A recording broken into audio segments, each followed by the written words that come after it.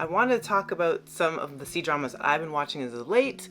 It's been a while, and I haven't really focused on C-dramas as much, but in the fall there have been some amazing ones, especially Love's Ambition with Zhao Lusi, who I love. Hidden Love is like my all-time favorite C-drama, and she has come back swinging in this modern-day C-drama, and I just had to talk about it and what I'm checking out right now.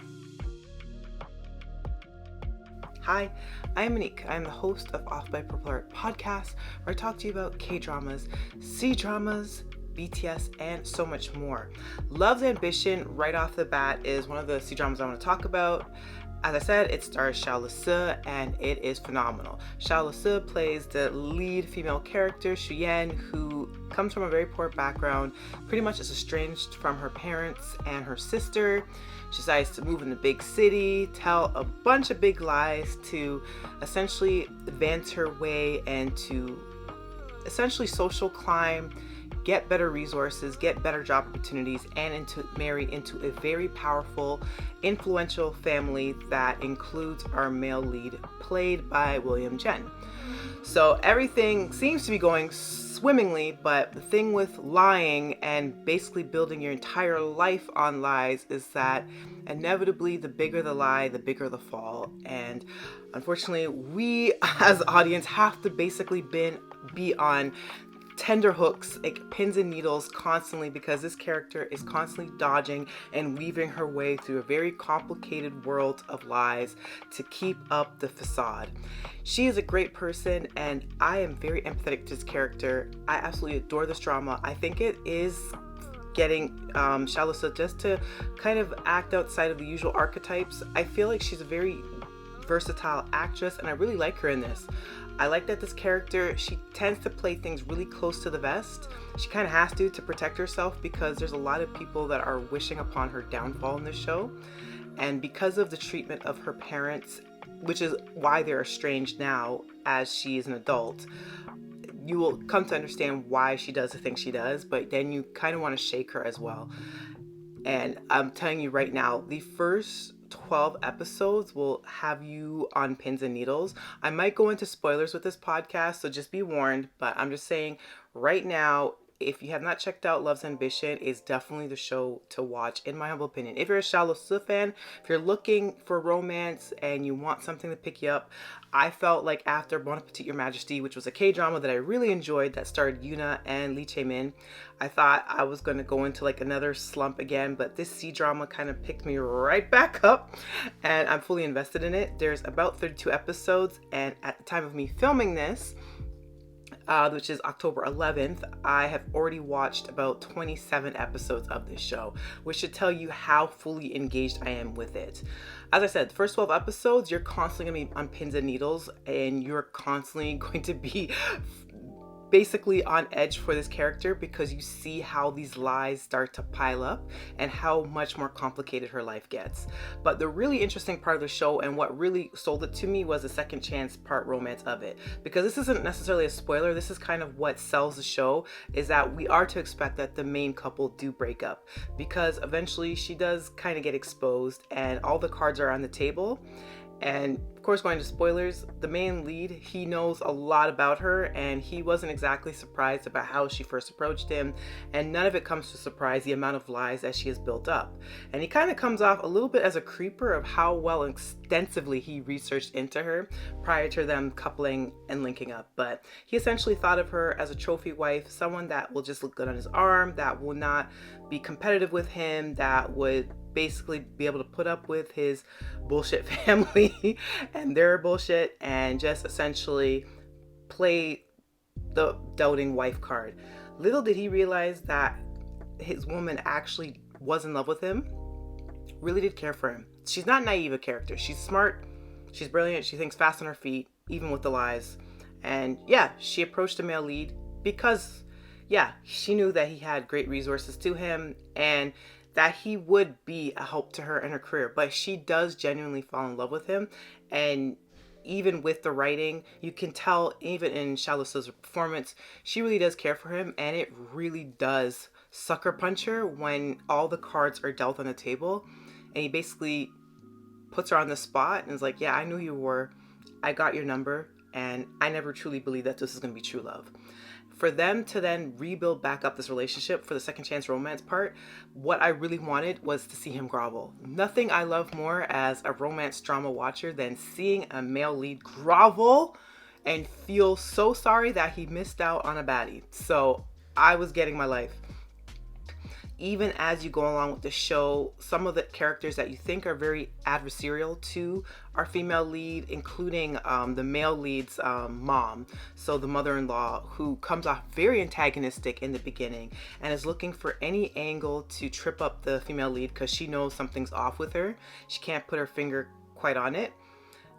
She comes around too, and I love her character journey, even though her screen time is very small. But you start to see these characters that didn't really care for her really come around to her and really truly fall in love with her and what she brings to this Shen family that she's married into, and all the resulting drama of it. There's always other pieces at play that are in the show, so it's not just all about the lead couple. There's her sister as well, and them rebuilding their estranged relationship because of what, you know, Shuyen's parents put her through, which put a strain on her relationship with her sister, and them kind of rebuilding back up the foundation of their love and trust and friendship. You know, her kind of intermingling with the sister's Fen group, her becoming her own person, her kind of putting all her lies out there and wanting to kind of have a fresh new start. Everything, the chemistry, everything about this show is kind of working for me, and I think it's another big powerful hit for Zhao Lusi. Show that I've been watching is Fated Hearts. Fated Hearts, I thought was going to be a lot more interesting than what it is right now for me. I'm going to be honest with you, I like enemies to lovers, and a lot of shows cannot pull this off because they think of enemies to lovers as just slightly disgruntled with one another, and maybe they don't get along for the first few episodes, and then suddenly the love arc starts, which is not proper enemies to lovers. At least with Fated Hearts, the show actually does start with like actual enemies. It's like a historical drama, costume drama, and honestly, the male and the female lead, they start off as bitter enemies that kind of have to pair up together because there's a lot of conspiracies at play, and they are at each other's throats. I think at one point, which might be going into spoilers for the show, the female lead literally bites into the male lead's neck, like literally takes a chunk out of his neck.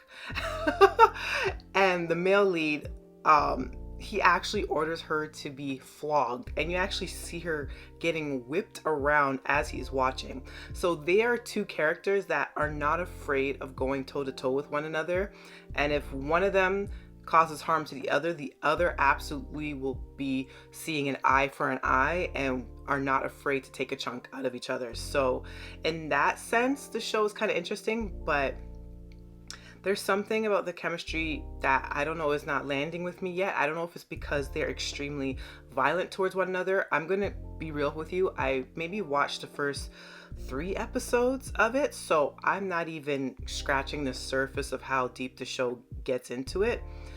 But you know, costuming wise, I love the costuming of the female lead. I love that she's an archer. I love that the first opening shot of the show is essentially seeing her shoot an arrow right through the male lead's chest. Like I'm telling you, the show in the first episode, crazy, like the amount of stuff that goes on. But I don't know if the chemistry is just not there for me yet, or I just need to give it a few more episodes to really let it cook. But I'm kind of here and there with it. I'm gonna be honest with you. One of the things that drew me to the show, other than hearing that it was enemies to lovers, was that Chen Zhiyuan was going to be in it. And because I love Hidden Love as much as I do, and I follow him and Zhao Lusi basically in any drama that they're in and give it a shot. So I think I tend to like him more in modern C-dramas than fantasy or historical, if I'm being real. But I'm kind of leaving this show on the side for now. Another show that I have been checking out as another C-drama is Love in the Clouds. I believe that's what it is. And I think the first 4 episodes set up a really interesting playing field. I love the idea of enemies to lovers, where the female lead is putting on an act to pretend that she's infatuated with the male lead, but in actuality, she's actually plotting against him. And the opening scenes for this kind of fantasy, definitely high fantasy, historical C-drama, we see that she's battling with him, and it's this really grand competition, and she has been disguised as a prince, as a male prince, and her mother actually puts like a glamour on her so no one can see her true self, and she's been basically this warrior for her kingdom and has like mastered this cultivation within her, and she's been pretty strong until the male lead comes into the picture and basically defeats her in this battle of wits, and she's basically disgraced from her kingdom because of her losing this major battle, and goes into hiding to protect her life. And then once that glamour is lifted and she's now presenting in her actual female form, no one really knows who she is, and she kind of has to keep her identity a secret, and her powers of cultivation that she had harnessed have been damaged irrevocably. And she believes that it was in the battle with this male lead that is the reason why she no longer has access to this power. So she basically goes to investigate him, and it becomes this thing where she's pretending to be this fairy that's really infatuated with him, and la-di-di-di-da in the air, but meantime she's actually plotting, and the male lead does not buy her act at all, but for some reason is fascinated and intrigued by her and keeps her within his little circle. So I'm only maybe 3 or 4 eps in, so it's still very early to tell how it is, but I kind of like the dynamics of it, but the show is kind of a little weird in a way. Another C-drama show that I've checked out is When Destiny Brings a Demon, which stars Arthur Chen. I kind of dropped this one, but I want to pick it back up. This is another high fantasy one, very surreal, but I feel like the female lead is so funny in this show, and she starts off in like the modern day world, and she's just a girl that just loves to sleep, loves to eat, loves to snack. One day from the office, she gets into this really weird car accident, and she gets transported into this mystical land of cultivation, and she can't find her way back into the real modern world. And then she comes across Arthur Chen's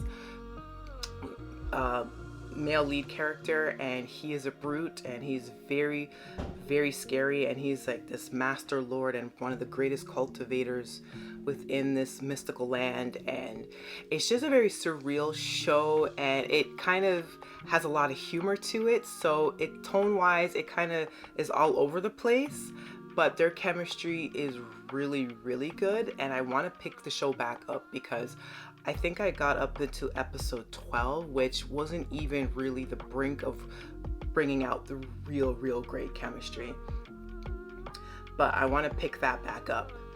I will say, as far as other C-drama shows that I really enjoyed, Prisoner of Beauty, I still love that show. I think I've rewatched it a few times now. I just think it was such a magical time. You just had to have been there with the initial airing of Prisoner of Beauty. It was just so good. I also think that I'm rewatching The Double. The Double, which I cataloged a lot last year in my podcast, was just so good. I think I've rewatched that like 5 or 6 times. So it's such a show that it's just so good. Ali and Duke-soo, that chemistry cannot be beat. I want a C-drama to give me that exact same level of emotion. Man, it was such a powerful run.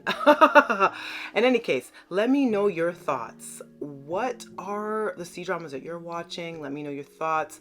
Is there anything good that I should be checking out?